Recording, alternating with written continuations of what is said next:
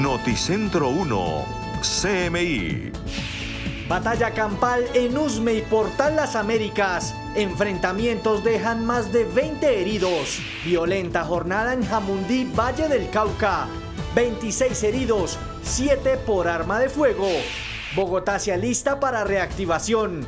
¿Cómo será la total apertura de la capital?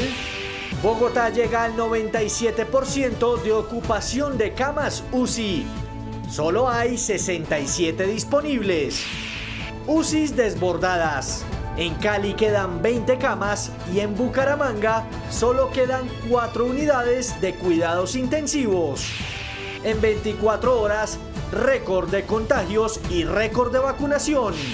Bloqueo total en la vía Madrid-Facatativá. Ladrones aprovechan protesta para asaltar buses en Barranquilla. Doble ataque sicarial en menos de 24 horas en Cartagena. Hay 3 capturados. Con Luisa Tobo. Muy buenos días, bienvenidos a Noticentro 1 CMI. Otra batalla campal se vivió en el sur de Bogotá entre manifestantes y el SMAT, que dejó más de 20 heridos y una situación que cada día se agudiza más cuando ya se cumplen 30 días de paro nacional y ni el gobierno ni el comité del paro logran un acuerdo para empezar una negociación. Luisa Fernández está precisamente en la localidad de Usme. Luisa, muy buenos días. ¿Y cuál es la situación a esta hora? Luisa, buenos días. A esta hora hay total normalidad en este sector Yomasa, que es de la localidad de Usme. Sin embargo, ayer se registraron 12 horas consecutivas de enfrentamientos entre los manifestantes y los integrantes de la fuerza disponible. Pero no solo aquí, también en el Portal de las Américas. Fueron los 2 sectores más críticos de los 18 puntos que se registraron u oficiales que tuvo ayer la capital de Bogotá, con más de 6.000 personas movilizándose. Estas situaciones dejaron a 29 heridos según la Secretaría de Gobierno. Sin embargo, asegura la Cruz Roja que solo ayer atendió a 139 personas que registraron alguna dificultad en medio de las manifestaciones del paro nacional. Recordemos que ayer fue el día 29 de estas movilizaciones. Entre tanto, el reporte también indica que en el Portal América se registró la vandalización del Supercade. Hay vidrios rotos, también intentaron quemarlo. Y en este sector los ciudadanos salieron desde muy tempranas horas a barrer las granadas lacrimógenas y las piedras que quedaban en las calles. También los vidrios de algunas viviendas que resultaron afectadas en medio de las confrontaciones. En cuanto a Transmilenio, fueron 40 buses del SITP los vandalizados y 26 troncales. Solo del día de ayer, recordemos que ya son más de 1.100 los que han sido vandalizados en medio del paro nacional que comenzó el 28 de abril. 28 personas fueron capturadas por actos vandálicos o por algún tipo de violencia que se registró, sobre todo en el Portal Américas y aquí en el sector de Usme. Ante esos actos de vandalismo hablamos con la ciudadanía y esto fue lo que nos dijo. Arreglen esta vaina porque ¿qué hacemos? El único que estamos viendo el bulto somos nosotros, la gente pobre. Yo no sé la gente por qué se gusta siempre al sur. ¿Por qué no van la gente allá a la presidencia a hablar a las buenas, no con la violencia? Con la violencia nunca se saca nada. ¿Qué opinión tiene usted sobre el daño de esto? Está muy mal porque esto nos toca pagarlo a nosotros. Tuve impuestos, tuve todo. Que el presidente no va a pagar, pagamos nosotros. Y mucha atención que para hoy están previstas movilizaciones también en el Parque Techo, Portal Américas y diferentes concentraciones en varias localidades de la capital del país. En otras noticias y según el Ministerio de Salud, debido a estas movilizaciones se agudiza la situación hoy con el COVID-19 en Bogotá. Solo ayer se registraron más de 8.000 contagios nuevos en un solo día y 122 personas fallecieron a causa del virus. Entre tanto, dice el Ministerio que esto se ha convertido en un doble tercer pico y es por eso que la ocupación UCI en el más reciente reporte se ubica en un 97%. Mucha atención porque es la cifra más alta que se ha registrado desde que llegó la pandemia a la ciudad. Solo hay 67 camas disponibles para atender pacientes portadores del virus. El Colegio Médico de Bogotá hizo un llamado para agudizar las medidas y prestar mucha atención a las estrategias de salud pública. cercos epidemiológicos efectivos, el control de aforo en ciertos lugares públicos y además en el transporte público, pero además el exigirle a las EPS que cumplan su papel y que en el PRAS o en el caso de Bogotá en el DAR, porque no se ha hecho de manera efectiva, y en este sentido es fundamental que se tomen medidas de aislamiento selectivo o focalizado en los sitios donde ya conocemos que hay alto contagio. Son más de 45 centros hospitalarios los que ya tienen mejor un 100% de ocupación en la UCI. Entre tanto, la reactivación se espera que se dé en 12 días, pero las medidas, según expertos, deben darse con más fortaleza para que no se registre un tercer pico más extenso. Con esta información me despido. Luisa Fernández, Noticentro 1 CMI. Noticia en desarrollo en CMI. Bogotá se prepara para la reactivación total a partir del 8 de junio, a pesar de que los contagios COVID cada día siguen aumentando. Diana Giraldo, buenos días. ¿Cómo va a ser esa reactivación? Y cuéntenos si los bares ya van a poder abrir. Luisa y televidentes, muy buenos días. Pues hasta ahora la alcaldesa Claudia López presenta este plan de reactivación a partir del 8 de junio. Todavía no se sabe con certeza cómo va a ser y qué sectores tendrán luz verde para reabrir. Ella ha dicho que esta decisión se toma por el cambio de prioridades de la gente, pero no por las razones epidemiológicas, porque teniendo en cuenta la ocupación del 97% y los más de 118.000 contagios activos, pues Bogotá no estaría en condiciones de reabrir. No obstante, se da este paso para garantizar que la gente recupere los empleos, se reactive económicamente y pueda Bogotá superar esta crisis económica en la que está inmersa por cuenta de la pandemia y también del paro nacional. La alcaldesa ha dicho hasta el momento que se eliminarían por lo pronto el toque de queda nocturno y la ley seca. Eso es lo que ha trascendido. Sobre la actividad nocturna no se tiene certeza cómo va a ser. Se sabe por lo pronto que podrían abrirse algunos bares para el consumo de licor, pero no estaría permitida la rumba. Escuchemos lo que dijo el secretario de Salud, Alejandro Gómez, sobre las condiciones epidemiológicas que enfrenta Bogotá de cara a esta reapertura. Si nosotros abrimos el 6 de junio y no tenemos los debidos cuidados, las debidas precauciones que se van a anunciar, estaríamos en un nivel de 200 y más muertos por día. Este sería entonces el peor de los escenarios para nosotros. Dramática cifra la que entrega el secretario de Salud, Alejandro Gómez. Dice que Bogotá reabriría el 8 de junio en medio de una alerta roja de contagios disparados, de una ocupación de UCI del 90%, que es la más alta registrada desde que empezó la pandemia en la capital del país. Hay que mencionar que la alcaldesa ha dicho que el 8 de junio se ha escogido, y no por casualidad, sino porque ella espera que para esa fecha ya se haya llegado a algún acuerdo entre el Comité Nacional del Paro y el Gobierno Nacional, se estén aliviando las tensiones en las calles y se pueda, por supuesto, superar este pico epidemiológico en el que nos encontramos inmersos. Nosotros más adelante ampliaremos esta información. Por lo pronto nos despedimos desde la Cámara de Comercio de Bogotá. Diana Giraldo, Noticentro 1, CMI. Diana, muchas gracias. Y nos vamos ahora a la vía Madrid-Facatativá, porque esta mañana amaneció con bloqueos. En la vía se encuentra nuestro periodista Stig Vengas. Stig, muy buenos días. ¿Y cuál es la situación? ¿En qué punto se encuentra exactamente? Hola Luisa y televidentes, muy buenos días. Siendo las 11:09 de la mañana, este es el panorama en la variante Bogotá-Facatativá, y le quiero mostrar el panorama, lo que se está presentando a esta hora en este sector. Pues se presenta un bloqueo en toda la glorieta conocida como la del Sosiego de Madrid-Cundinamarca. Algunos manifestantes, también algunos camioneros llegaron hasta este punto bloqueando toda la vía, tanto de Bogotá a Facatativá como de Facatativá a Bogotá. Hay que decir que en este momento no hay presencia de la fuerza pública, hay algunas personas de derechos humanos, también hay algunas personas de la Secretaría de Gobierno de Cundinamarca. Los manifestantes afirman que no dejarán pasar ningún vehículo hasta que lleguen a algún diálogo, algún acuerdo con la Secretaría de Gobierno y también con el gobernador de Cundinamarca. También en este punto hacen presencia algunas personas de la Defensoría del Pueblo. Hasta el momento es pacífica la protesta en este punto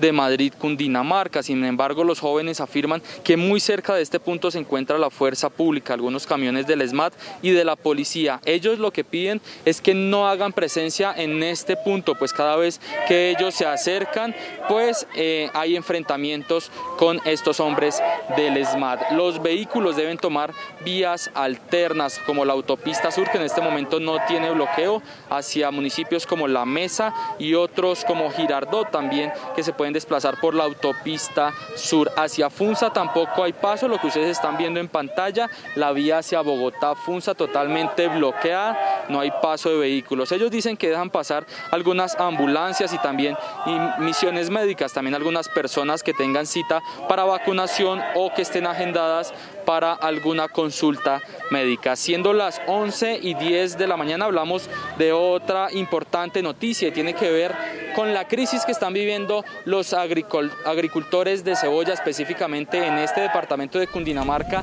en municipios como Caquesa, pues allí hay más de 12.000 toneladas de cebolla represadas que no se han podido vender por los bloqueos intermitentes que se presentan en el kilómetro 85 y 45 de la vía al llano. La problemática de nosotros es que debido a los bloqueos se nos va a perder los cultivos de cebolla y en esto nos vemos afectados económicamente más de 400 familias en este sector. Tenemos más de 12.000 toneladas de cebolla en nuestro municipio, buenos productores, buenos trabajadores, pero los precios no nos dan y nos están afectando. Por favor, necesitamos ayuda. Nos estamos viendo gravemente afectados y necesitamos que el gobierno nacional se ponga la mano en el corazón y les pueda ayudar a todos estos trabajadores colombianos. En otras noticias, el director de la Policía Nacional, el general Jorge Luis Vargas, confirmó hace pocos minutos que fueron asesinados en las últimas horas 2 policías, 2 patrulleros de la Policía Nacional. 2 patrulleros fueron asesinados en actos del servicio, cumpliendo con su deber, protegiendo a la comunidad, sirviendo a los colombianos, como lo hacemos todos los policías de Colombia. El patrullero Reinel Monsalve en Santa Marta, en el barrio Bastidas, fue asesinado por 3 personas ya capturadas y su compañero de patrulla herido. Se incautó un fusil AK-47 y 2 pistolas. De igual manera, en la vía que del municipio de Santa Fe conduce a Cañas Gordas, en un puesto de control para garantizar la seguridad hoy, en medio de todo lo que está pasando en Colombia, fue asesinado el patrullero de la Dirección de Tránsito y Transportes, Diego Aguirre.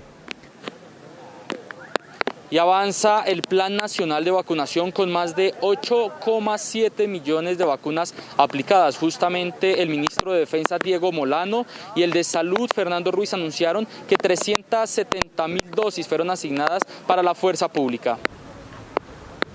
Anunciar a los colombianos, pero en particularmente a los miembros de la fuerza pública, a estos soldados de aire, mar y tierra y todos los policías de Colombia, que hoy el turno del plan de vacunación que ha esbozado el presidente Iván Duque tiene como prioridad e inicia en esta fase 3 con todos los miembros de la fuerza pública.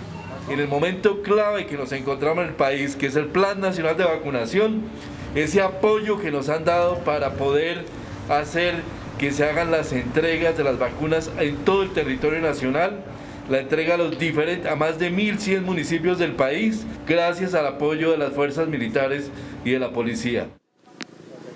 Y me despido con este panorama, lo que se presenta en el municipio de Madrid, Cundinamarca, los bloqueos por parte de algunos manifestantes del sector aquí de Madrid, los camiones de fondo represados, algunos con alimentos que no han logrado pasar, un bloqueo que ya dura 10 horas desde la madrugada cuando decidieron bloquear totalmente este paso importante vehicular en el país. Me despido a esta hora desde Madrid, Cundinamarca, informó Stig Luengas para Noticentro 1 CMI. Stig, muchas gracias. Y una batalla campal en Jamundí dejó 26 personas heridas. Las confrontaciones se extendieron hasta altas horas de la noche. Sebastián, ¿cuál es el balance de las autoridades? Muy buenos días. Hola Luisa, televidentes, muy buenos días. Son 26 personas heridas, 7 de ellas con arma de fuego. De acuerdo con el Hospital Piloto de Jamundí, entre estas personas lesionadas hay un menor de edad. También las personas manifestaron que se sentían bastante inconformes por el uso de los gases lacrimógenos, especialmente en las zonas residenciales. Muchos resultaron afectados, como ustedes están observando en pantalla, como la comunidad tuvo que evacuar sus viviendas luego de inhalar estos gases. Algunos de ellos han sido remitidos a centros asistenciales en Cali para recibir una mayor atención de alta complejidad.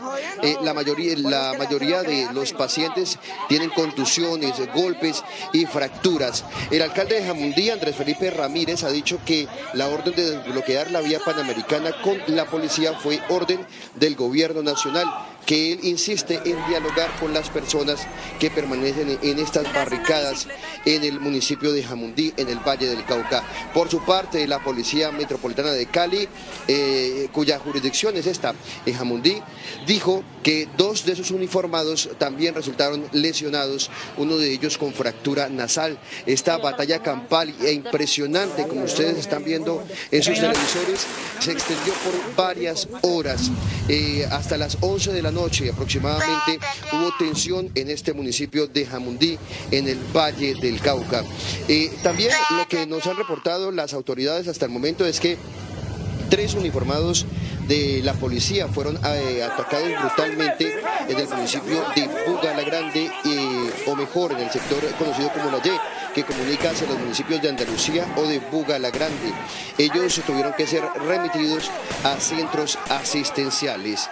Y por otro lado, en estos momentos nosotros nos encontramos en la Secretaría de Salud Departamental, donde las autoridades están bastante preocupadas por el aumento en la ocupación de las unidades de cuidado intensivo. En Cali, de 875 camas, el 98% están ocupadas, es decir que solamente hay 18 disponibles. Los últimos reportes para Cali es que hubo 23 muertes, se están presentando entre 20 y 25 muertes diariamente, mientras que en el departamento del Valle la ocupación también alcanza el 98%. De 1.149 camas, 786 son utilizadas por pacientes COVID-19, 343 con otras patologías, y de acuerdo con la titular de esta dependencia, algunos pacientes tendrían que ser movilizados hacia otros departamentos, como el Huila, por ejemplo, y también buscarán habilitar nuevas camas para atender a los pacientes, especialmente con COVID-19, en las unidades de cuidado intensivo. Es por ahora la información desde Cali. Sebastián Bedoya, Noticentro 1 CM. Sebastián, muchas gracias. Con esta información vamos a hacer una pequeña pausa, pero cuando volvamos a Noticentro 1 CMI. Hombre en camioneta dispara contra manifestantes en Bucaramanga. Ya volvemos. ¡Parce! Última hora, Noticentro 1 CMI. Mucha atención porque se acaba de presentar noticia de última hora en relación con la moción de censura contra el ministro de Defensa, Diego Molano. Gerardo Arcizábal, muy buenos días. ¿Qué pasó en el Senado? Hola Luisa Fernanda, televidentes de Noticentro 1 CMI. El ministro de Defensa, Diego Molano, quien fue objeto de 2 duros debates en la plenaria del Senado el lunes y en la plenaria de la Cámara de Representantes el martes, acaba de salvar su puesto. Por amplia mayoría, la plenaria del Senado votó que permanezca en el puesto. Dijo no a la moción de censura que fue auspiciada por los partidos de oposición. El secretario general del Senado, Gregorio El Hash, leyó el fallo. El resultado de la votación es el siguiente. Por la aprobación de la moción de censura, 31 votos. Y por la negación, 69 votos. La plenaria del Senado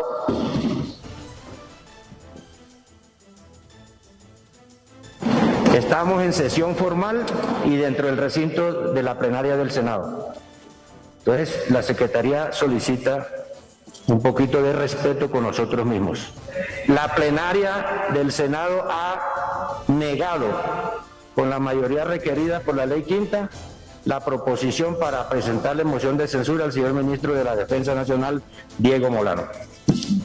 Muy bien, muchas gracias, muy amable señor secretario. Gracias a todas las senadoras y senadores, señor ministro.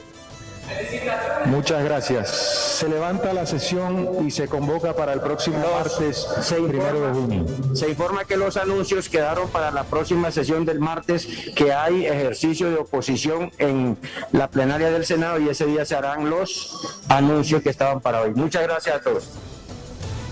De los 31 votos que votaron a favor de la moción de censura, solo hubo 4 del Partido Liberal, a pesar de que el jefe de esa colectividad, el expresidente César Gaviria, había dado la orden de que debía ser censurado el ministro Diego Molano. La votación en la Cámara ya no tiene cabida, porque la Constitución lo prevé así. Si una Cámara niega la moción de censura, la otra Cámara pues ya no tiene sentido que haga la votación. Han fracasado en el gobierno de Iván Duque 4 intentos de votación de moción de censura contra los ministros. Guillermo Botero, quien renunció, Carlos Holmes Trujillo, quien falleció, y Diego Molano, quien acaba de ser salvado por la plenaria del Senado para que continúe al frente de la cartera de defensa. Gerardo, muchas gracias por toda su información. De otra parte, se conocieron este martes videos en los que se ve a un grupo de jóvenes atracando buses de servicio urbano en medio de las protestas del pasado martes en Barranquilla. Pero también vecinos del barrio La Chinita recuperan lentamente elementos robados en el saqueo a la Alcaldía Menor del Suroriente. Jorge Castro nos tiene los detalles de estas noticias. Jorge. Muchas gracias, Luisa. Muy buenos días. Se conocen videos de cámaras de seguridad de buses del servicio urbano en la ciudad de Barranquilla, en los cuales se ven delincuentes atracando a pasajeros y conductores en medio de los bloqueos y protestas que se daban el pasado martes en horas de la tarde aquí en el suroriente de la ciudad de Barranquilla. Delincuentes armados con armas blancas y revólver despojando a los pasajeros y conductores de sus pertenencias. Fue en desarrollo de estos procedimientos que se dio la captura de 10 personas, según informó la Policía Metropolitana de Barranquilla. Pero como actos de buena fe, de reconciliación, aquí hemos visto hoy en la Alcaldía Menor del Suroriente de Barranquilla, en el barrio Simón Bolívar, cómo se está procediendo a la recuperación de varios de los elementos que fueron hurtados el pasado martes aquí en la Alcaldía del Suroriente. Don Carlos Rodríguez, edil de la líder comunal, de la localidad Suroriente. ¿Cómo se está dando este proceso de recuperación de lo que fue robado por acá? Muy buenos días. Muy buenos días para todos los televidentes, los que nos están escuchando. Pues sí, soy miembro de la Junta de Acción Comunal del barrio La Chinita, como bien lo dijiste. Estamos trabajando en una campaña de entrega voluntaria. Sabemos que los hechos ocurridos el día martes acá en la alcaldía local Suroriente, pues sabemos que hemos perdido pues la localidad. No perdió ningún departamento político ni nada por el estilo, hemos perdido nosotros, ya que esta alcaldía presta un buen servicio a más de 10.000 personas que se encuentran en estos barrios alrededor, como La Chinita, El Ferry, La Luz, Pasadena, Rebolo, entre esos. Le hicimos una invitación a los chicos a través de redes sociales, buscando por la plataforma más frecuente, pues decirles que entreguen esas cosas, esas pertenencias, entreguen esos computadores, ya que esos computadores pues no le van a servir. Únicamente pues sería para un repuesto, o que entreguen las sillas que no le van a servir, las mesas. Entre eso hubo un caso que me partió el alma. Un niño de 12 años pues se acercó de mí y me entregó una mesa que ayer fue entregada en hora de la noche con el vigilante. Pero entonces la reflexión más que de pronto de esto es que hay voluntad de algunos jóvenes que están arrepentidos, que hoy saben que cometieron un error y que las autoridades deben de tener en cuenta a estos jóvenes que de una forma voluntaria están entregando las cosas. Este es un trabajo que se ha hecho muy, pero muy duro con la Junta de Acción Comunal, con la veeduría y todo el equipo acá de los ediles, entre esos nuestro amigo Capo. Muy amable, don Carlos Rodríguez, es de la Junta de Acción Comunal aquí del barrio La Chinita, en este proceso de recuperación de los elementos que fueron robados el pasado martes. Y en otras noticias, se confirmó por parte de la Policía Metropolitana de Barranquilla la captura de un total de 17 presuntos integrantes de la banda delincuencial Los Costeños, que operaba en el municipio de Soledad. Son personas con varios antecedentes y que eran requeridas por las autoridades judiciales. Más adelante, Luisa, tendremos otros detalles de estas noticias desde Barranquilla. Así es, Jorge, muchísimas gracias. Y en menos de 24 horas se registró un doble ataque sicarial en Cartagena. Tatiana Rodríguez, muy buenos días. ¿Quiénes son las víctimas? Luisa, televidentes, muy buenos días. Mire, una de las víctimas fue identificado como Javier Enrique Isignares, de 51 años de edad. Según información suministrada por la Policía Metropolitana de Cartagena, era el presunto jefe de los rastrojos en la capital del Atlántico. Ya había sido víctima de un atentado en 2020 y por eso habría llegado a Cartagena para esconderse. Se encontraba en un sector conocido como Bomba El Amparo, hasta donde llegaron motorizados. Uno de ellos se baja y se acerca al vehículo donde se encontraba y le propina varios disparos. Posteriormente, los responsables huyen del lugar. La policía, en un plan candado, captura a 2 de las personas que cometieron este asesinato. El otro hecho se presentó en el barrio La Consolata. Por ahora es toda la información. Más adelante, ampliación de esta noticia. Así es, Tatiana, muchísimas gracias. Hacemos una breve pausa en Noticentro 1 CMI y al regresar espere. Ataques de Israel en Gaza pueden ser crímenes de guerra, dice la ONU. Volvemos.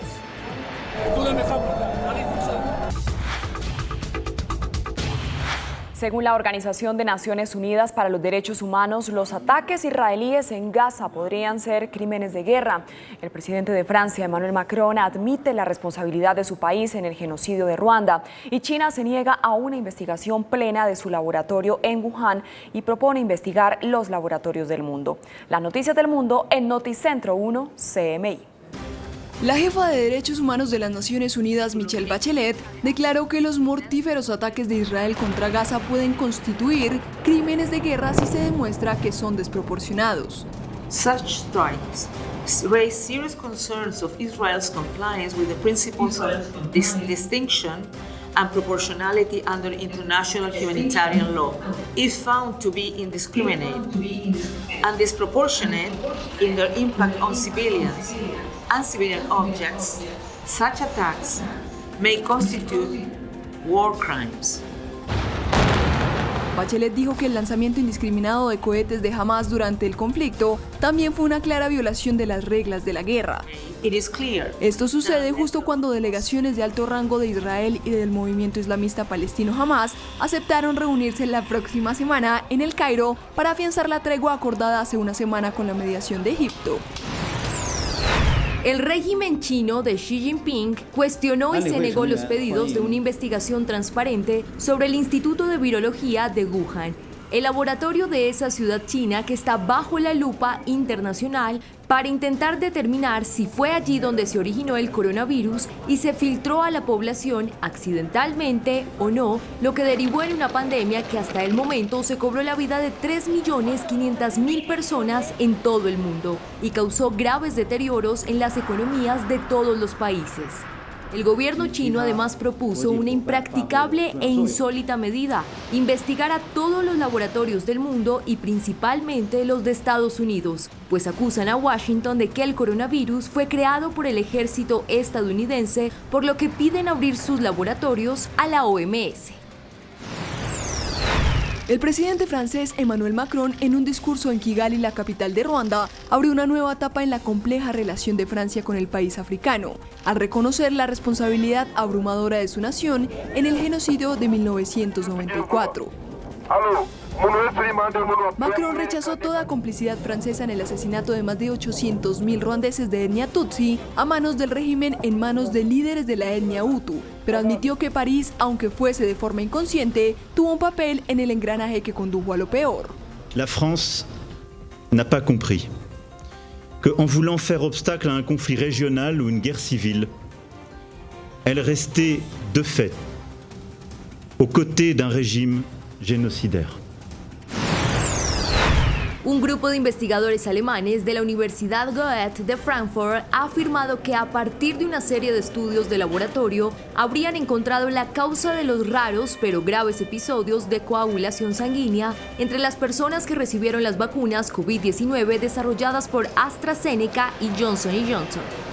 Aseguraron que las vacunas analizadas envían parte de su carga útil al núcleo de las células, donde algunas de las instrucciones para fabricar proteínas de coronavirus pueden ser mal interpretadas. Las proteínas resultantes podrían desencadenar trastornos de coagulación de la sangre en un pequeño número de receptores. Una mujer del suroeste de Ohio ganó el primer premio de $1 millón del incentivo Vax a Million para la gente que se vacune. Y un adolescente de la zona de Dayton se llevó la primera beca universitaria completa ofrecida por el programa. Los ganadores fueron seleccionados al azar en un sorteo. Más de 2,7 millones de adultos se inscribieron para el premio del $1 millón y más de 104,000 menores de entre 12 y 17 años participaron en el sorteo de la beca universitaria. Toque de queda y ley seca se levanta en Bogotá a partir del 8 de junio. Bares seguirán cerrados. Fracaso de moción de censura es un voto de confianza, dice ministro de Defensa. Batalla campal en Usme y Portal Las Américas. Enfrentamientos dejan más de 20 heridos. Violenta jornada en Jamundí, Valle del Cauca. 26 heridos, 7 por arma de fuego. Bogotá llega al 97% de ocupación de camas UCI. Solo hay 67 disponibles. UCIs desbordadas. En Cali quedan 20 camas y en Bucaramanga solo quedan 4 unidades de cuidados intensivos. En 24 horas, récord de contagios y récord de vacunación. Bloqueo total en la vía Madrid-Facatativá. Ladrones aprovechan protesta para asaltar buses en Barranquilla. Doble ataque sicarial en menos de 24 horas en Cartagena. Hay 3 capturados. Noticia en desarrollo en CMI. Mucha atención porque la alcaldesa de Bogotá acaba de entregar los detalles de la reactivación en la capital a partir del 8 de junio. El toque de queda y la ley seca se levantan en 12 días y los gastrobares podrán abrir hasta la 1 de la mañana. Diana Giraldo, muy buenas tardes. Más detalles de esta medida. Luisa y televidentes, muy buenas tardes. En medio de una difícil situación epidemiológica, Bogotá se reactiva plenamente a partir del 8 de junio. Lo hará con estrictos protocolos de bioseguridad y, como usted dice, se levanta la ley seca y el toque de queda nocturno. Bares y gastrobares podrán operar hasta la 1 de la mañana, pero esto no quiere decir que vuelva la rumbo a la capital del país. A partir del 8 de junio, Bogotá reabrirá todos sus sectores económicos. Para garantizar esta reactivación, la alcaldesa Claudia López levantará el toque de queda nocturno y la ley seca. Si los dirigentes y el Comité del Paro hacen lo propio, si el Gobierno Nacional hace lo propio, razonablemente, con un optimismo moderado pero razonable, el 8 de junio empezaríamos a estabilizar. Vamos a seguir altos, pero no vamos a seguir creciendo en términos de contagio y afectación de la pandemia. Los sectores tendrán que operar con medidas estrictas de bioseguridad. Incluso bares y gastrobares reabrirán hasta la 1 de la mañana. Vamos a abrir todos los bares y gastrobares que han estado solamente en piloto en nuestra ciudad. Menos de 500 tenían la posibilidad de operar, estaban solamente en piloto. Todo el sector, todos los bares y gastrobares de nuestra ciudad podrán abrir nuevamente, aplicando cada establecimiento los mismos protocolos que usaron los establecimientos del piloto. Se eliminarán las restricciones de horario para la construcción, el comercio, la manufactura y el sector de la educación. Este sector también tenía restricciones de ingreso y de horario. Por ejemplo, no lo dejábamos operar sino entre 10 de la mañana y 4 de la tarde para cualquier modalidad presencial limitada a sus protocolos. No va a tener limitaciones de horario tampoco. Va a tener las limitaciones de aforo y bioseguridad, pero no va a tener limitaciones de horario, de ingreso o salida. Las únicas actividades que continuarán cerradas serán el fútbol, las discotecas y los conciertos, pero cuando la capital baje a alerta amarilla, se solicitará de inmediato el piloto de reapertura. Muy bien, Bogotá da este paso a la reapertura plena en medio de una difícil situación, como les decía, epidemiológica, con contagios disparados, más de 8.000 diarios, con unas UCI que están al 97%, solo quedan 67 camas disponibles para pacientes COVID, y ha dicho la alcaldesa y el secretario de Salud que si no nos cuidamos, en pocos días podríamos llegar al 100% de ocupación y podríamos incluso llegar a tener 200 muertos al día. Es la información que originamos en directo hasta ahora desde la Cámara de Comercio de Bogotá. Diana Giraldo, Noticentro 1, CMI. Y hace minutos la mayoría del Senado votó contra la moción de censura del ministro de Defensa, Diego Molano, quien reaccionó diciendo que esta decisión es un voto de confianza. Un voto de confianza a la institución de las Fuerzas Armadas y al Ministerio de Defensa. En estos momentos complejos del país y que esa violencia ha afectado la vida y la integridad de ciudadanos y de uniformados, lamentamos lo que les ha pasado y nos solidarizamos con todas sus familias. Esta decisión nos alienta a seguir trabajando por tener una fuerza pública y unos soldados y policías admirables. También la entiendo como una exhortación a avanzar, a seguir protegiendo la tranquilidad y la libertad de millones de colombianos que no marchan. Nos exhorta a seguir protegiendo y acompañando la protesta pacífica para que puedan manifestar sus inquietudes. Pero también la entiendo como un respaldo que nos alienta para enfrentar con determinación a vándalos y criminales que quieren incendiar el país. Otra batalla campal se vivió en el sur de Bogotá entre manifestantes y el ESMAD. 20 personas resultaron heridas por esta situación que cada día se agudiza. Recordemos que ya se cumplen 30 días del paro nacional y no hay un acuerdo para empezar la negociación. Luisa Fernández tiene el reporte. Luisa, buenas tardes. Luisa, diálogos que esperan con ansias habitantes de sectores como este, que se han convertido en escenarios de enfrentamientos y que han afectado a la población que vive en casas y viviendas cercanas. Además, no solo son los heridos, también los bloqueos, esos enfrentamientos que se han registrado y que han afectado tanto a los manifestantes como a la fuerza pública, como a los habitantes de manera, ya sea en las estructuras de su casa, emocional y también en términos de salud. Este es el informe sobre el balance que tenemos de ayer.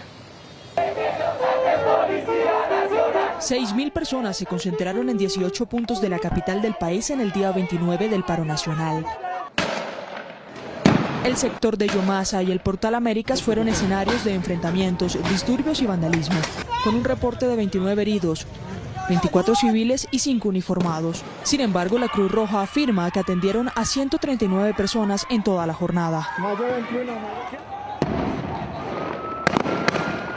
En la localidad de Usme, las confrontaciones se dieron durante 12 horas consecutivas, lo que deja piedras y granadas lacrimógenas en las vías y ventanas rotas.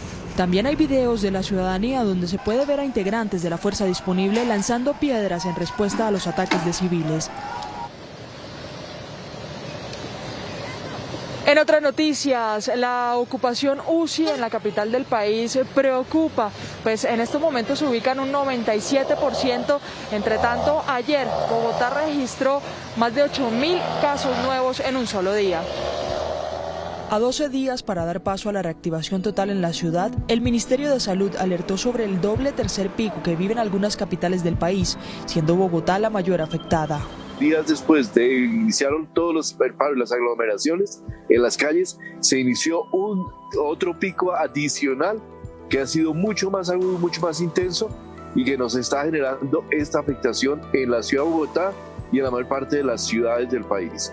Entonces, claramente aquí la invitación a todos es a cuidarnos, a protegernos, a cualquier aglomeración nos va a generar y nos va a prolongar esta afectación durante semanas adelante, y esto es absolutamente crítico. El más reciente reporte de Salud Data ubica a la metrópoli en el punto más alto de ocupación en UCI COVID, 97% con solo 67 camas disponibles para la atención de los portadores del virus, mientras que la unidad total registra un 95.6% de ocupación. Ante el complejo panorama, el Colegio Médico de Bogotá solicita un mayor manejo en estrategias de salud pública. Cercos epidemiológicos efectivos, el control de aforo en ciertos lugares públicos y además en el transporte público, pero además el exigirle a las EPS que cumplan su papel y que en el PRAS o en el caso de Bogotá en el DAR, porque no se ha hecho de manera efectiva, y en este sentido es fundamental que se tomen medidas de aislamiento selectivo o focalizado en los sitios donde ya conocemos que hay alto contagio. En el Observatorio de Salud se evidencia que más de 45 IPS están al 100% de ocupación. Entre tanto, la solución del distrito es acelerar el proceso de vacunación para lograr una inmunidad de rebaño. Hoy inició el agendamiento de personas entre los 50 y 54 años de edad con o sin comorbilidades. A la fecha han sido aplicados 1.759.087 biológicos en Bogotá. En estos momentos, total normalidad para este sector de Yomasa, la localidad de Usme. Se espera que mañana se registren nuevas manifestaciones. Son las noticias que tenemos hasta el momento. Luisa Fernández, Noticentro 1 CMI. Luisa, muchas gracias. Y a esta hora continúan los bloqueos en la vía Madrid-Facatativá. Estilo Vengas, ¿qué está pasando en este lugar? Muy buenas tardes. Luisa, televidentes, muy buenas tardes. Pues seguimos en el municipio de Madrid, Cundinamarca, y este es el panorama a esta hora. Continúan los bloqueos por parte de manifestantes, a pesar de la lluvia que se presenta en este corredor vial que comunica a Bogotá con Facatativá. Pues los manifestantes han estado acá desde horas de la madrugada. Ayer ellos bloquearon, pero dejaban pasar por un carril. Hoy decidieron bloquear totalmente la vía, atravesando un camión que tiene gasolina en su interior. Hay que decir que en este momento no se está permitiendo el paso de vehículos particulares, tampoco de motociclistas, tampoco de usuarios de bicicleta. Al fondo lo que ustedes ven son todos los camiones que traen a Bogotá alimentos, pues tampoco los están dejando pasar, y hay decenas de vehículos pues atrapados en este punto del país. Hasta el momento no hay presencia de la fuerza pública, sí de algunos gestores de convivencia y también de derechos humanos. Y vamos a hablar de una importante noticia, y es que Noticentro 1 CMI conoció que el Ministerio de Transporte llegó a un acuerdo con dos asociaciones camioneras. El documento conocido por este noticiero está firmado por las asociaciones y fue enviado a la viceministra de Transporte, Carmen Ligia Valderrama. En medio de los bloqueos en el país, Noticentro 1 CMI conoció que el Ministerio de Transporte llegó a un acuerdo de 29 puntos con dos agremiaciones, la Fundación Familia Camionera Unida de Colombia y Asolivianos, para beneficiar a más de 100.000 trabajadores. Otras 9 agremiaciones no han llegado a un acuerdo y, como parte de la negociación, exigen que la Fiscalía no aplique la extinción de dominio a los camiones que bloquean vías, a lo que el Gobierno Nacional responde que cada bloqueo viola los derechos fundamentales de los colombianos. Este noticiero también conoció que los gremios transportadores están divididos frente a los puntos de acuerdo que se han logrado desde que empezó el paro nacional el 28 de abril. En las próximas horas podrían firmar otras asociaciones. En este caso de los transportadores, también hay que resaltar que las grandes agremiaciones de carga no se han unido al paro y, por el contrario, exigen los desbloqueos para abastecer al país. En medio de estos bloqueos, los más perjudicados han sido los agricultores. Conocimos la historia de diferentes gremios en el municipio de Caquesa, Cundinamarca, especialmente agricultores de cebolla cabezona, pues más de 12.000 toneladas están represadas. Una dramática situación viven los agricultores de cebolla cabezona en el departamento de Cundinamarca. En municipios como Caquesa son miles de toneladas de este tubérculo que se están perdiendo. La problemática de nosotros es que debido a los bloqueos se nos va a perder los cultivos de cebolla, y en esto nos vemos afectados económicamente más de 400 familias en este sector. Tenemos más de 12.000 toneladas de cebolla en nuestro municipio, buenos productores, buenos trabajadores, pero los precios no nos dan y nos están afectando. Por favor, necesitamos ayuda.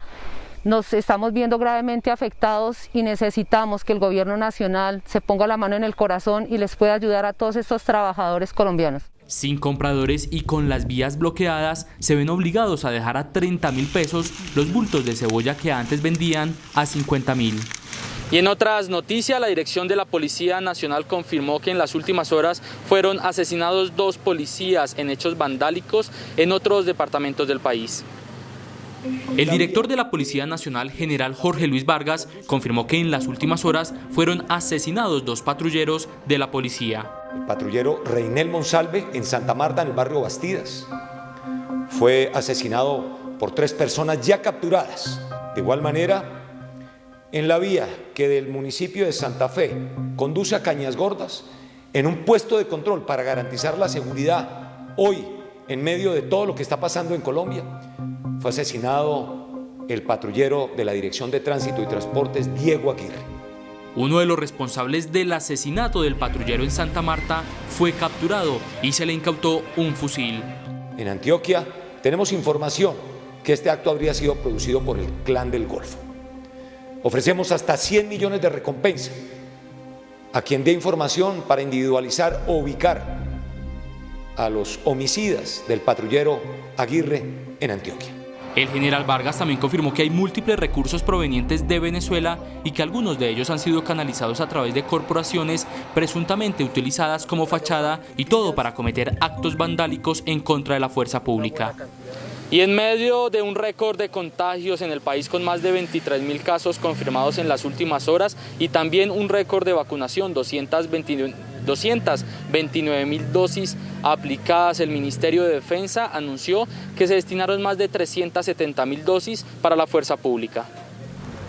Con una meta de aplicar 377.000 vacunas, comenzó la inoculación contra el COVID-19 para todos los miembros de la fuerza pública. El ministro de Defensa, Diego Molano, anunció desde el Hospital de la Policía el inicio y cómo está contemplado la fase 3 del Plan Nacional de Vacunación. Anunciar a los colombianos, pero en particularmente a los miembros de la fuerza pública, a estos soldados de aire, mar y tierra y todos los policías de Colombia, que hoy el turno del plan de vacunación que ha esbozado el presidente Iván Duque tiene como prioridad e inicia en esta fase 3 con todos los miembros de la fuerza pública. 120.000 dosis son para la policía, 167.000 para el ejército, 27.000 para la armada y 12.000 para la fuerza aérea. A las familias de todos los soldados y los policías les decimos que sus padres, sus hijos y sus esposos estarán inmunizados muy pronto contra el COVID-19 para seguir cumpliendo su misión y llegar a la casa más tranquilos. Por su parte, el ministro de Salud, Fernando Ruiz, señaló que gracias a la fuerza pública, el Plan Nacional de Vacunación no ha parado. En el momento clave que nos encontramos en el país, que es el Plan Nacional de Vacunación, ese apoyo que nos han dado para poder hacer que se hagan las entregas de las vacunas en todo el territorio nacional, la entrega a más de 1.100 municipios del país, gracias al apoyo de las fuerzas militares y de la policía. Se aplicarán las vacunas a miembros activos, a la reserva y al personal administrativo de las escuelas de formación. Y este es el panorama a esta hora en el municipio de Madrid, Cundinamarca. Los jóvenes de primera línea de este municipio, quienes están protagonizando este bloqueo. ¿Qué es lo que exigen ellos? Ellos exigen una respuesta por parte del gobierno nacional. Porque ¿qué es lo que están diciendo ellos? Que dos jóvenes de 24 años de edad, fueron asesinados en el mes de mayo y hasta el momento no hay respuesta. Por ahora ellos se resisten a desbloquear esta vía. También responsabilizan a la fuerza pública de todo lo que les pueda suceder durante la tarde de hoy. Es la información que se registra a esta hora en la vía Facatativá-Bogotá, informó Stig Luengas para Noticentro 1 CMI. Stig, muchas gracias por su información. Con esto hacemos una pequeña pausa, pero al volver a Noticentro 1 CMI. Duros choques en Jamundí, Valle del Cauca, más de 20 heridos, 7 por arma de fuego. Ya regresamos.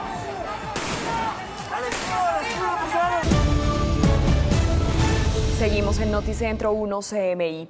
Más de 20 personas resultaron heridas en medio de los enfrentamientos que se extendieron hasta altas horas de la noche en Jamundí, Valle del Cauca. Sebastián Bedoya, buenas tardes. ¿Qué está pasando hoy en Jamundí? Hola Luisa, televidentes, muy buenas tardes. Por fortuna a esta hora no se presenta ningún tipo de enfrentamiento en este municipio de Jamundí, Valle del Cauca. Entre las 26 personas que resultaron heridas hay 7 con arma de fuego. También hay un menor de edad. La comunidad de este municipio, especialmente de Terranova, le escribió a Noticentro 1 CMI hace algunos minutos y le denunció que también algunos uniformados de la policía no solamente lanzaron piedras, sino también que accionaron sus armas de exponiendo a las personas que allí estaban en esos duros momentos. Por su parte, el alcalde de Jamundí, Andrés Felipe Ramírez, precisó que él no dio la orden de entrar con la fuerza pública a desbloquear esta importante vía del departamento del Valle, sino el gobierno nacional. Lo que él explica es que seguirá insistiendo en los diálogos con la comunidad. Así fue la batalla campal en el sector de Terranova, Jamundí, Valle del Cauca. Las fuertes confrontaciones se extendieron hasta altas horas de la noche, dejando 26 civiles heridos, 7 por arma de fuego. Los demás pacientes tuvieron fracturas, golpes e inhalación de gases lacrimógenos. No podemos permitir que la población civil se vea afectada en medio de estas situaciones, donde niños, niñas, adultos mayores, personas vulnerables con discapacidad y madres tengan que vivir la situación que genera este tipo de confrontación entre la fuerza pública y los manifestantes.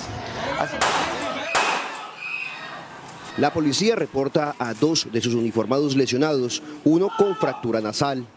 En este caso será un hecho de materia de investigación, pero resalto aquí que nuestros policías fueron atacados con armas de fuego. Aquí ya tenemos un policía herido, tenemos las grabaciones y tenemos además los hechos y los testimonios de la comunidad y los mismos policías que fueron atacados en su integridad con armas de fuego. Entre tanto, en Andalucía, norte del Valle, la comunidad denunció agresión por parte de policías. Sin embargo, la institución también reportó el ataque a 3 de sus uniformados con arma blanca en medio de un bloqueo.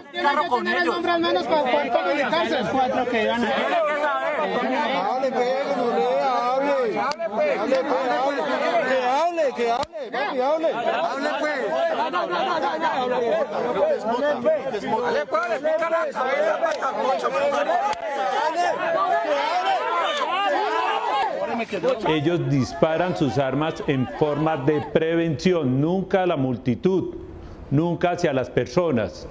Y esto permite que los delincuentes y que la turba los desarmen, los entrevisten y luego los agredan, donde dejan lesiones graves al señor intendente jefe y a 2 patrulleros. Un vehículo institucional fue incinerado y los elementos de uso policivo hurtados.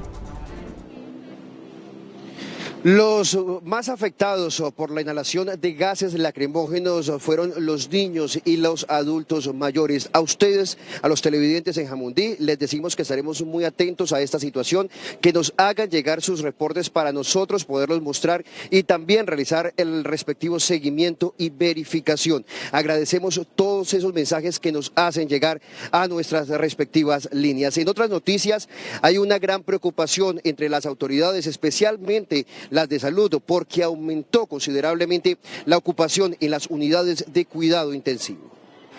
En Cali, la pandemia mantiene en alerta a las autoridades de salud. De las 875 camas habilitadas en las unidades de cuidado intensivo, solo hay 18 disponibles. Y en las últimas horas se reportaron 39 muertes, 23 de ellas en la capital del departamento.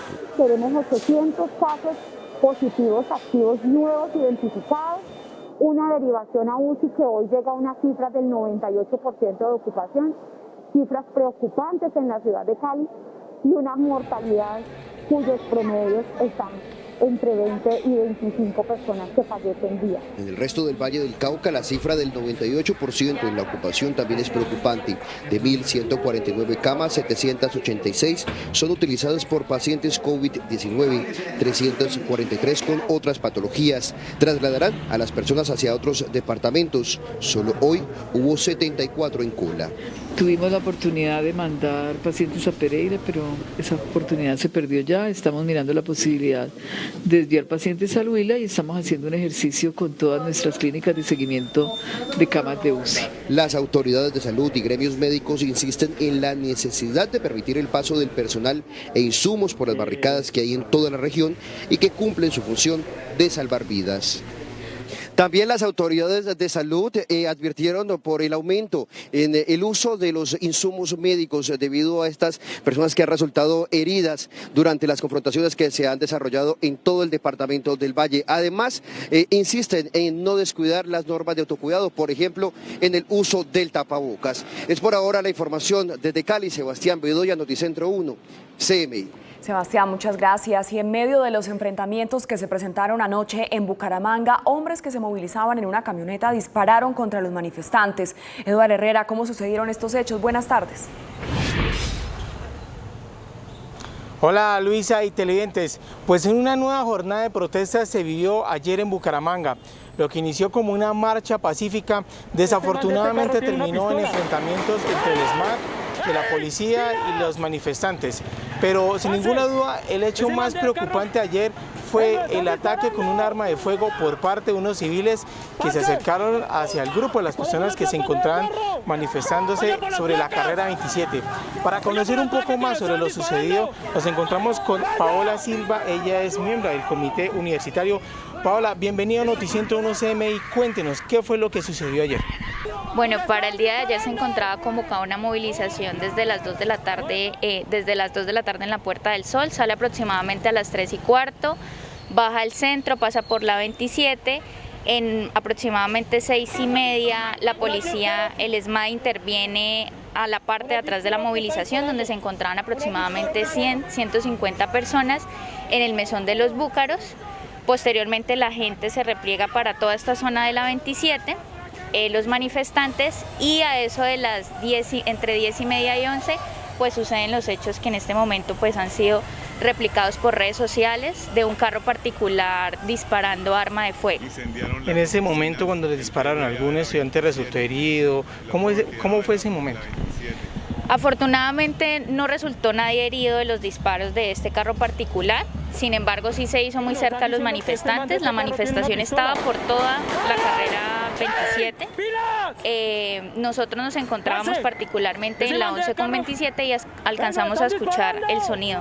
Posteriormente, a los 5 minutos, se acercan personas de la primera línea y las brigadas, dándonos a nosotros el casquillo de bala, que correspondería efectivamente a un arma de fuego. ¿Ustedes qué le piden al gobierno y a la comunidad en general, ya que desafortunadamente las últimas protestas en Bucaramanga han terminado con algunos hechos irregulares? Nosotros pedimos garantía. Lo mínimo que le podemos pedir es garantía, porque es lo que tienen que hacer los gobiernos y las administraciones municipales también. Garantías para la protesta social empiezan por lo más básico, y es que los uniformados estén identificados. Mientras se desarrolló la movilización, estábamos pasando por el Parque Santander, habían uniformados cuidando el CAI del Parque Santander sin identificación de nuevo, cuando ya se le ha exigido, y es que lo dice la ley, la resolución 1190, no lo decimos nosotros, lo dice también la ley y lo exigimos, que también no hayan intervenciones desmedidas y desproporcionadas. Incluso ayer la Defensoría del Pueblo afirmó que la intervención que se hizo en el mesón fue una intervención que no se requería. Habían solo 150 personas. Garantías para la protesta, que nos dejen exigir nuestros derechos y participar en la política, porque la protesta social también es participación política. Muchas gracias por estar en Noticentro 1 CMI.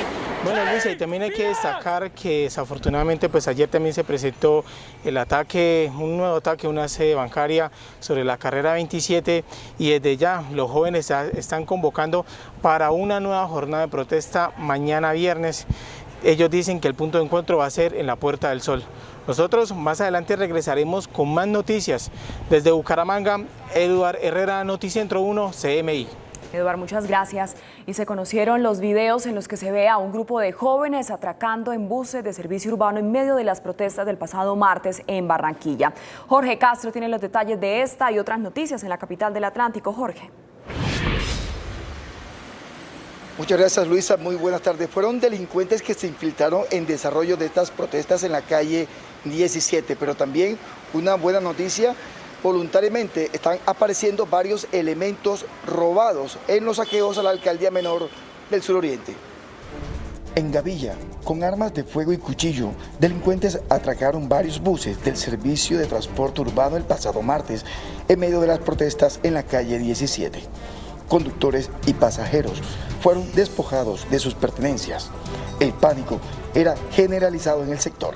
Sujetos portando armas blancas y armas de fuego pues atacaron a los pasajeros de nuestros vehículos, y uno de ellos fue vandalizado al punto de destruir los vidrios, y tenemos una pasajera lesionada. Mientras tanto, lentamente, en una campaña de líderes del suroriente de Barranquilla, se recuperan elementos que fueron robados de la alcaldía menor. Se llamó la atención a los protagonistas de los actos vandálicos. Estamos invitando a los chicos a que reflexionen, y de hecho ya han reflexionado, que ellos se dieron de cuenta que al lanzar una piedra a atacar a la alcaldía local, ellos no van a despertar a este gobierno. Por redes sociales, líderes han sido contactados para el proceso de recuperación de lo hurtado. Y la Policía Metropolitana de Barranquilla, conjuntamente con el Gaula, dio en las últimas horas un duro golpe a la banda de Los Costeños, que opera en el suroriente de esta ciudad y el municipio de Soledad.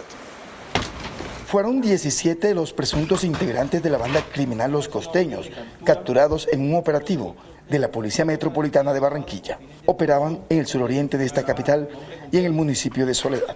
Estos son de una subestructura de Los Costeños, específicamente la del ferrocarril, que delinquían en algunos barrios del municipio de Soledad, específicamente el Hipódromo, Ferrocarril y también el Porvenir. Según la Policía Metropolitana, cada uno de los capturados tenía sus funciones en esta organización. Hay algunos que tenían un trabajo de campo. Ese trabajo de campo era poder hacer un estudio de los establecimientos comerciales, sus propietarios. Los capturados se dedicaban al cobro de extorsiones a pequeños y medianos comerciantes, informaron las autoridades.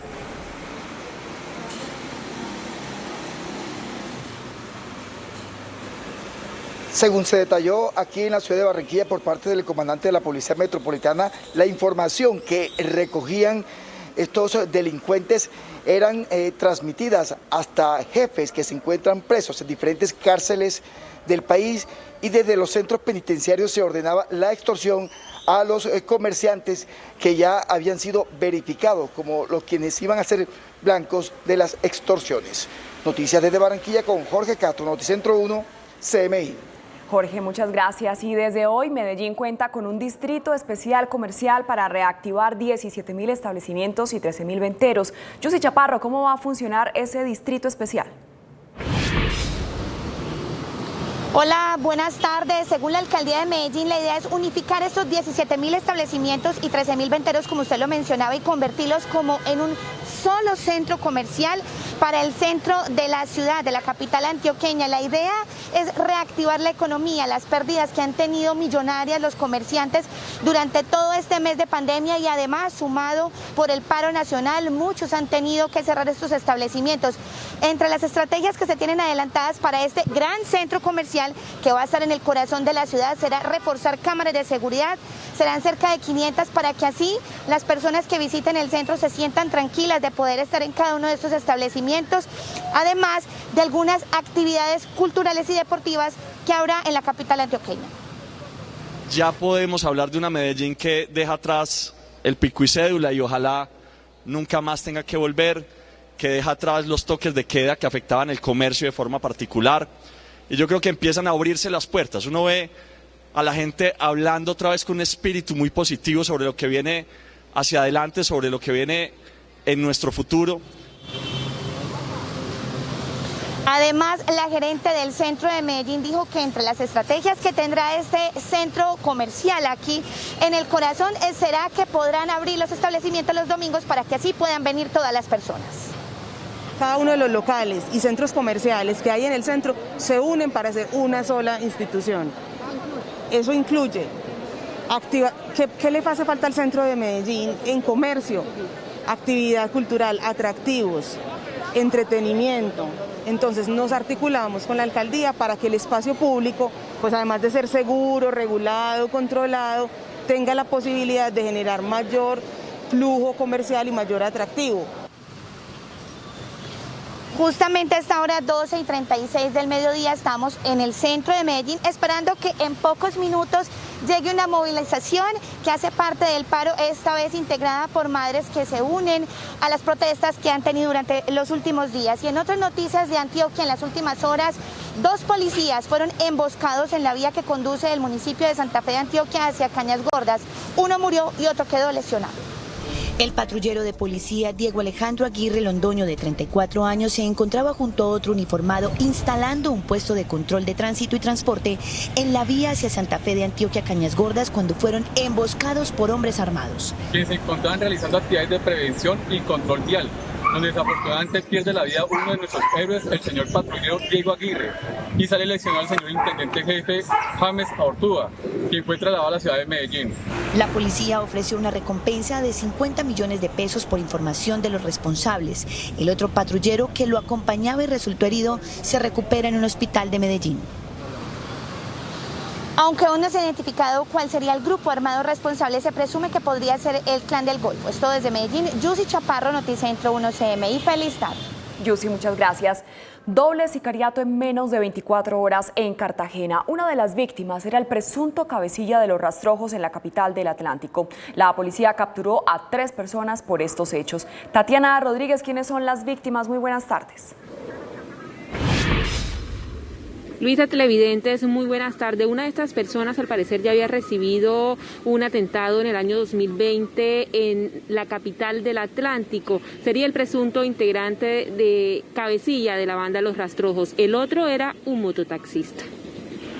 Este video captado por una cámara de seguridad muestra el momento cuando una persona se acerca hasta el carro donde se encuentra el hombre identificado como Javier Enrique Isignares, de 51 años de edad, oriundo de Barranquilla, y hace varios disparos.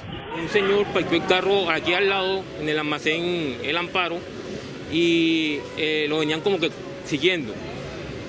Los sicarios parquearon la moto ahí aquí en la esquina, y el que tenía el revólver llegó hasta donde él, abrió la puerta y le descargó todo el revólver. Yo creo que eso ya es una muerte que estaba como paga, porque el sicario nada más fue a matarlo a él y no mató a los otros que estaban dentro del carro. Y ya montaron en la moto y se fueron. Según información suministrada por la policía, la víctima, conocido como alias JJ, era cabecilla de los rastrojos en la capital del Atlántico y tenía un amplio prontuario criminal. Además, ya había sido víctima de un atentado en 2020, por lo que se habría trasladado hasta Cartagena para esconderse. 2 personas fueron capturadas por el hecho. No sabemos qué es lo que está sucediendo. Es un fenómeno que se ha presentado en estos días, pues que esto estaba quieto, pero que de un día para acá o 2 días para acá se ha soltado el sicariato. Otro hecho sicarial se presentó horas después en el barrio La Consolata, al sur de Cartagena. La víctima es un mototaxista identificado como John Kenny Díaz. Ayer como a las 7 de la noche estaban los amigos míos aquí en la cancha, llegó un muchacho repartiendo tiros y acabó con la vida de uno de los amigos míos. El otro está herido, los otros 2 están heridos. Pues mucha inseguridad aquí en Cartagena, estamos muy inseguros.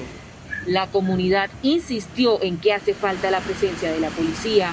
Yo le pido a las autoridades que estén más pendientes a lo que está pasando en los barrios, que haya más seguridad, que estén pendientes haciendo retenes, o sea, pendientes a la ciudadanía, porque estamos nerviosos del peligro que nos azota. Por el hecho, una persona fue capturada. Son 6 los sicariatos que se han presentado este mes de mayo en la capital de Bolívar. Por ahora es toda la información desde Cartagena, informó Tatiana Rodríguez para Noticentro 1 CMI. Feliz tarde. Noticia en desarrollo en CMI.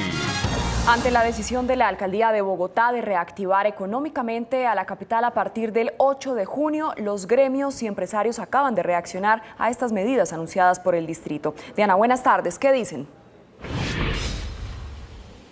Hola Luisa y televidente, los saludo de nuevo desde la Cámara de Comercio de Bogotá, porque en efecto los gremios en la capital han celebrado esta decisión de reactivar la ciudad a partir del 8 de junio. Dicen que es un paso en firme para la recuperación de más de 1 millón de empleos que se perdieron por cuenta de la pandemia y también del paro nacional. Aunque destacan el levantamiento del toque de queda nocturno y de la ley seca, consideran indispensable garantizar la movilidad y levantar los bloqueos para consolidar la reactivación. Lo primero es que cesen los bloqueos, porque va a ser muy difícil para un negocio poder reactivarse con los precios con los que están llegando los pocos insumos para preparación de alimentos y bebidas que llegan a la ciudad. Entonces, mientras no se resuelva el tema de bloqueos, va a haber una afectación de costos en la operación que no la hace viable. Yo creo que el tema más importante alrededor de este plan es su continuidad y su permanencia en el tiempo. Las decisiones de inversión, de contratación de empleos y de generación de ingresos dependen de las certezas en el mediano y en el largo plazo. Luego, esta decisión es muy importante que no sea la decisión de hoy, sino la decisión de hoy para el resto de lo que nos quede de vivir en medio de la pandemia. Muy bien, recordemos que esta reactivación se da en medio de estrictos protocolos de bioseguridad y que todo lo que contiene el decreto que formaliza la reactivación será sometido a aprobación del Gobierno Nacional, y una vez el Gobierno Nacional lo apruebe, pues será emitido y quedará en firme este decreto que le da vía libre a la reactivación plena de la capital del país a partir del 8 de junio. Nos despedimos por lo pronto desde la Cámara de Comercio de Bogotá. Diana Giraldón, Noticentro 1, CMI. Diana, muchas gracias. Y ya no hay camas UCI en Bucaramanga. La ocupación llegó al 99,25%, es decir, que solo hay 4 unidades. Eduardo Herrera, ¿qué dicen las autoridades de salud? Hola Luisa y televidentes, pues la situación en el área metropolitana de Bucaramanga es tan crítica que las clínicas ya están aplicando el triaje ético. El sistema hospitalario en Bucaramanga ha colapsado. Los pacientes han tenido que ir de clínica en clínica buscando una UCI. Van dos clínicas, la Chicamocha de la avenida González Valencia y la de la Concha Acústica. Y en las dos nos han rechazado, Dios mío. Está colapsado, hay 2 ambulancias esperando oxígeno. Y es que debido a la alta demanda de pacientes, los centros de salud están aplicando el triaje ético. Es una situación real porque ya las capacidades están sobredimensionadas. Nosotros estamos en urgencias con una ocupación del 350%. Entonces imagínense, ya los pacientes no solo están en camillas, sino en camillas, en sillas, en escalerillas e incluso en la sala de espera tenemos pacientes ya hospitalizados porque no tenemos dónde más colocarlos. A través de las redes sociales, el personal médico muestra su frustración por lo que está sucediendo. Esta situación cada vez está peor, no hay oxígeno, la gente se está muriendo aquí en los hospitales de primer nivel y no sé, nadie puede hacer nada. Es frustrante esto para uno como médico, es muy frustrante. A pesar de la situación, expertos aseguran que no entienden por qué el gobierno local y nacional no ha tomado medidas estrictas para evitar que siga colapsado los centros médicos. Luisa, y desde las clínicas están solicitando a los santanderianos acudir a las salas de emergencia solo si es estrictamente necesario, debido a la alta demanda que en este momento se está presentando. Nosotros estaremos pendientes del desarrollo de esta noticia. Desde Bucaramanga, Eduard Herrera, Noticentro 1, CMI. Con esta información finalizamos esta emisión de Noticentro 1 CMI. A continuación, no se pierda La Rosa de Guadalupe y a las 9 de la noche espere una nueva emisión de noticias. ¡Feliz tarde!